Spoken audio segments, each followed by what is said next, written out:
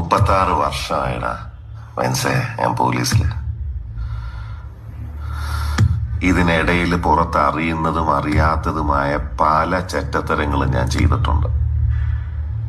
പക്ഷെ അതിനൊന്നും എനിക്ക് ഒരു റിഗ്രറ്റും ഇല്ലടാ.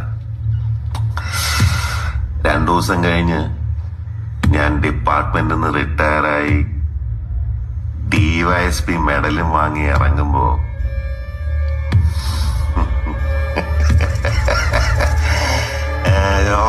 പഴയ ജോർ സാറ് തന്നെയാണ്.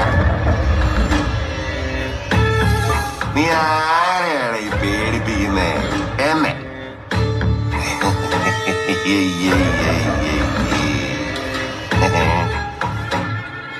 നിന്നെ കാണാൻ ജോർജ് സാർ ഇവിടെ വന്നിട്ടുണ്ടേ.